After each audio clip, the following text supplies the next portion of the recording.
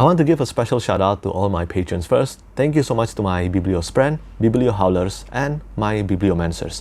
It means a lot to me that you give me your extra support for my passion and hobby. Hi everyone, Petrik here. In today's video, I'll be talking about all the books that I finished last month, and I won't lie, this will not be a super positive it would not be a super positive videos, because once again, not only I wasn't able to find another new 5-star books, but most of the books that I managed to read last month, it was disappointing.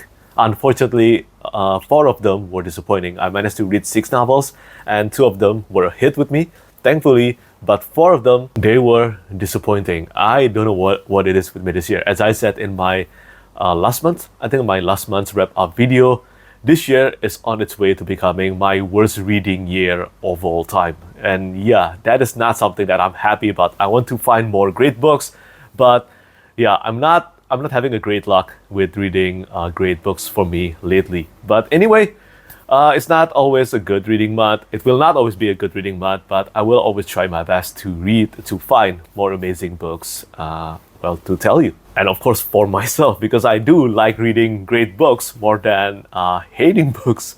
But yeah, let's get started on this wrap up immediately. Let's start from the first one that I finished last month. It was one of the great books of the month of May, and it is The Return to Eden by Philip Chase. This is the 3rd and the final book in the Eden trilogy, and I do believe this is definitely the best book of the Eden trilogy by Philip Chase. And I'm truly amazed and impressed that this is the first series that Philip Chase wrote. Compared to The Way of Eden and also The Prophet of Eden, I do believe that this book, The Return to Eden, combined the best parts of these 2 books into this one biggest book of the trilogy. Like for example, in The Way of Eden, I said it is a kind of novel that reminded me a lot of reading Tolkien's books. I mean, it is very clear that Tolkien and also the Middle-earth books are a huge part of Philip Chase's inspiration in The Way of Eden and also in the Eden trilogy, in the entire Eden trilogy. And I love that. I really enjoyed reading The Way of Eden, but unfortunately, despite how much I love reading The Way of Eden, The Prophet of Eden was a bit disappointing to me due to the storytelling direction that focused on actions, way too many actions in my opinion. There were too many actions in The Prophet of Eden, and most of them were small skirmishes, and it did not feel engaging. Not counting the final battle of The Prophet of Eden, of course, but that's not the situation with The Return to Eden. It is definitely the best of the trilogy. After The Prophet of Eden ended, which already felt kinda like the end of the series, but The Return to Eden displayed that there are still plenty of stories to tell in the world of Buehlman Lon. The decision to include a new POV character in The Return to Eden ended up becoming one of the best things that Philip Chase did for the entire Eden trilogy. I really like the new POV character, and also I think Philip Chase really hit the right balance when it comes to characterizations, dialogues, and also battle scenes. This time in The Return to Eden, battle scenes were more well placed. It's not frequently, it's not consecutive, it is placed at the right time and also the right number of pages before I felt fatigue with the battles. So yeah, overall, I really love The Return to Eden, and I bet this will not be the end of everything in this world. I think Philip Chase has mentioned there will be a standalone novel, kind of like a sequel standalone novel coming to the Eden trilogy, taking place after the ending of The Return to Eden. And The Return to Eden, the ending was bittersweet and also satisfying. Really, it's a great book. And there were plenty of really dark moments in The Return to Eden, and I loved it for that. If you haven't read the Eden trilogy by Philip Chase yet, or maybe you have read The Way of Eden but felt a bit disappointed by it, I do still recommend you to continue reading the series. At the very least, you will get a very satisfying ending to the trilogy. And yeah, I have to give my applause to Philip Chase for creating the Eden trilogy. It is definitely a labor of passion, and also it is a clear demonstration that hard work pays off. So yeah, congrats to Philip Chase for this. And after that, well, let's just talk about all the disappointing books first before I talk about the other one that managed to click with me so well. So in the month of May, I decided to read 2 shorter books, shorter fantasy books. The first one is The Tropics of Serpents.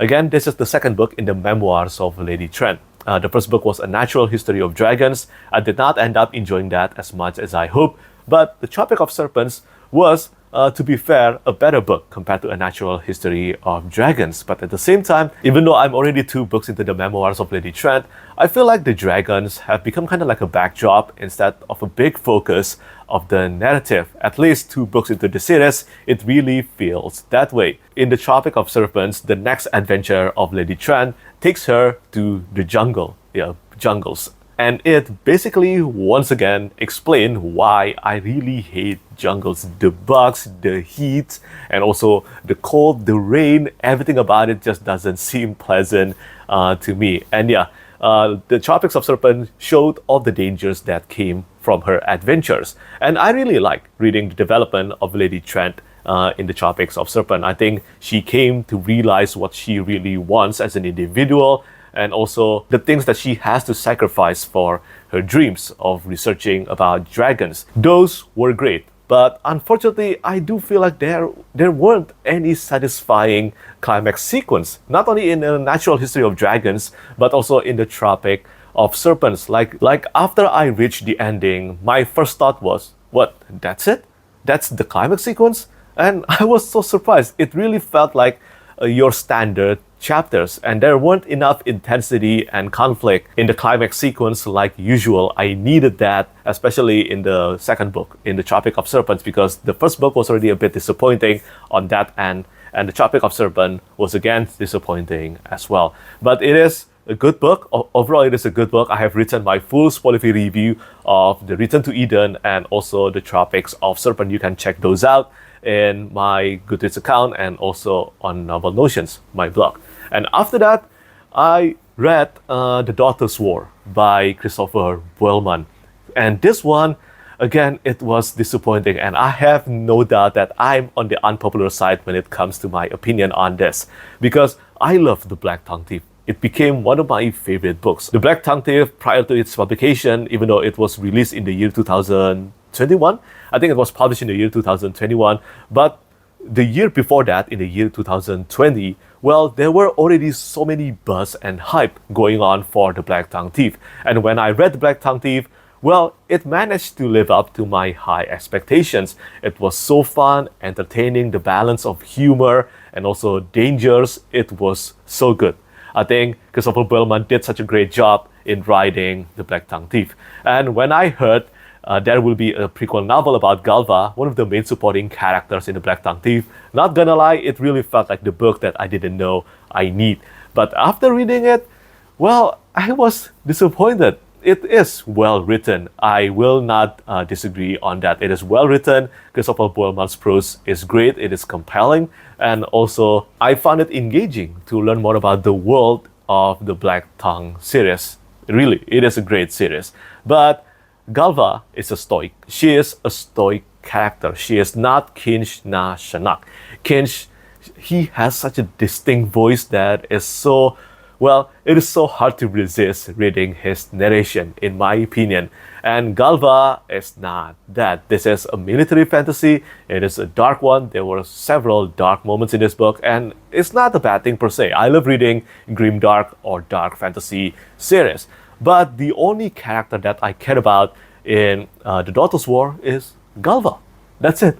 Galva and maybe one of her brother, Amiel. I think that's how to pronounce his name. Those two were the only characters that I cared and felt invested about. And because I have read The Black Tongue Thief, I knew the results and also what would happen to some of these characters, including Galva herself, because this book takes place about, I think, 2 decades before the events of The Black Tongue Thief.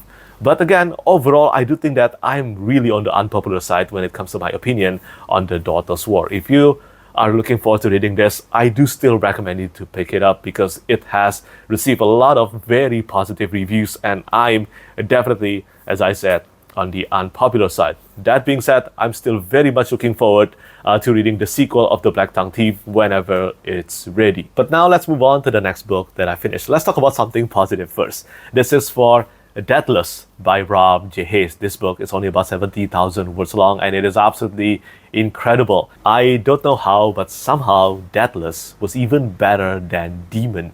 Demon was the first book in the archive of the God Eater saga, and that series takes place 3,000 years before the events of Herald. Herald is the first book in the age of the God Eater. I will just display the banner here so you understand what I'm talking about. So Deathless, it takes place 1,000 years before the events of Herald. I haven't read Herald yet, but Deathless was amazing. Even though the author Rob J. Hayes recommended to read from Herald and then Deathless and then Demon, well, I'm doing it the opposite way.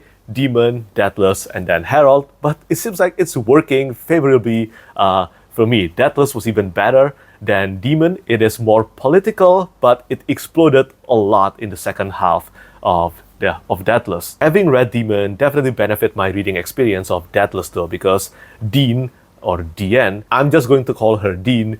Dean is the main character in Demon, and now I'm starting to see the vision that Rob J. Hayes is trying to put into the God Eater saga, and it is turning into something really, really epic. If you love A Song of Ice and Fire, I know that that is a very popular saying, and also you love the complex family dynamics in Elden Ring video game. Cannot wait to play that DLC. But yeah, if you love the complexity and all the turmoils that happen in the Targaryens or maybe in the Lannisters family in A Song of Ice and Fire and also Elden Ring, I think you will have a great chance of really enjoying Deathless. And as I said, the second half of this book, it was absolutely awesome. I couldn't put it down. I read the second half in one sitting. That's quite a lot. That's 35,000 words long of reading in one sitting. It was just that good. And to think there is a huge potential that Herald is the best first book of the three series in the God Eater saga, well, it makes me really excited to read Herald as soon as I can. But I think I'm going to wait for the physical hardcover copy that I pledged in the Kickstarter campaign to arrive and then read from that edition. But this is amazing, and it is truly shaping up to be something special, the God Eater saga. That is. So well done to Rob J. Hayes for this. As for the last two books that I finished, both of them were not fantasy or sci-fi books. I decided to branch out a bit for my reading in the month of May. So I read Thursday Murder Club by Richard Osman, but somehow this, for now, became my least favorite book of the entire year. Yeah, this first book, I have heard a lot of things about people saying that the first book is the worst of the Thursday Murder Club series, and I truly hope they're right, because if the second book is as disappointing as the first book, Thursday Murder Club, then I don't think I will be able to continue reading the series. I will still try reading the series though, because I'm the kind of reader that believes sometimes a series do require 2 books or sometimes even 3 books before it gets really good. And I hope there is a sign that it is improving significantly in the second book. But for now, Thursday Murder Club, the first book in the Thursday Murder Club by Richard Osman, it was super disappointing. I am not a fan of short chapters. This book utilized an incredibly short chapter. I'm talking about 1 page or 2 page. Most of the time is 2 pages. Yeah, 2 page and 3 page are the most frequent number of pages in a chapter in Thursday Murder Club. And I found that to be distracting. They can be useful during action sequence or big climax sequence in a fantasy book, short chapters, and also shifting POVs to immediately show the epic scope of the battle and also the conflict and also what everyone is trying to survive against, but not to do it non-stop from the beginning to the end like Thursday Murder Club. I really found it distracting. Just when I'm about to start feeling immersed in a POV chapter, I'm already being put into someone's POV already, and it keeps on repeating over and over and over again. And also, the murder mystery itself, it did not feel compelling to me. It's not interesting, it's not intriguing, and also it really felt like cozy mystery. Maybe that is really the subgenre for the Thursday Murder Club series, cozy mystery. And I want intensity, I want tension in my murder mystery. Like, for example, this is murder mystery fantasy, but The Tainted Cup, it combined of fun, entertainment, and also intensity in one book. That's the kind of murder mystery that I really like to read. So I hope I will get that in the second book. hopefully, because as I said, if not, I will be dropping the series.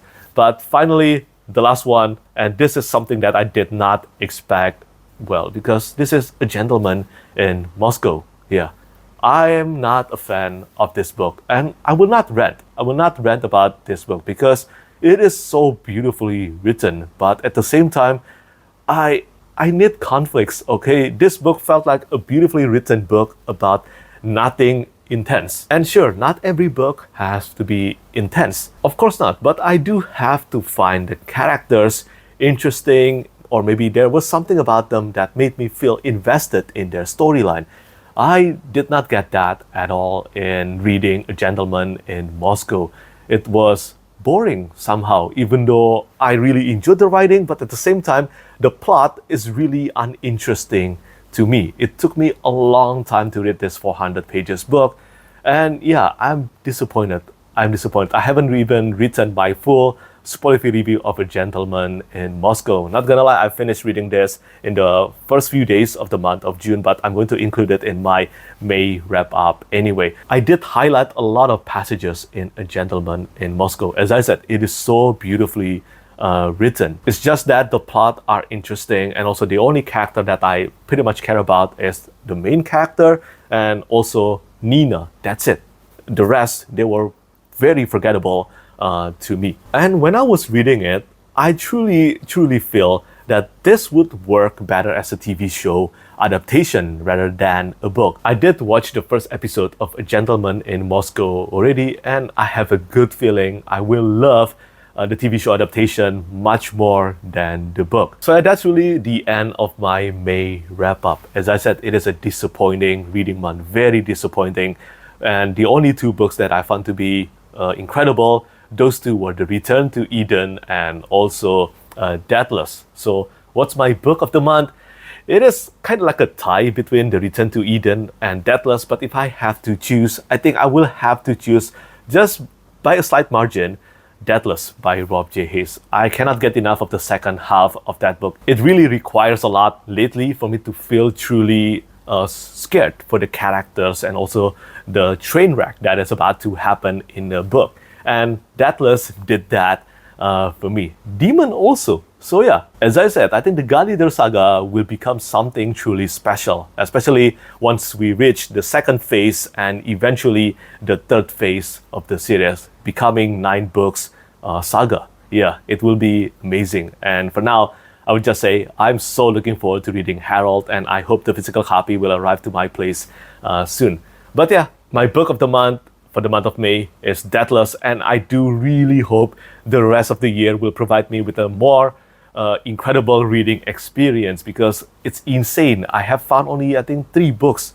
3 books, I think? Yeah, 3 books with a 5 stars rating this year. And we're almost halfway through the year. That is crazy. So yeah, that's all the books that I finished last month. Do let me know what you think about the books that I finished last month. And as I said, this video is filled with unpopular opinions. I totally get that. But let me know what you think, and also let me know how many books you finished last month and which one was your favorite book of the month of May. As always, thank you so much for watching, and thank you for your support. Bye bye. Lastly, I want to say thank you so much once again to all my patrons who keep on supporting me.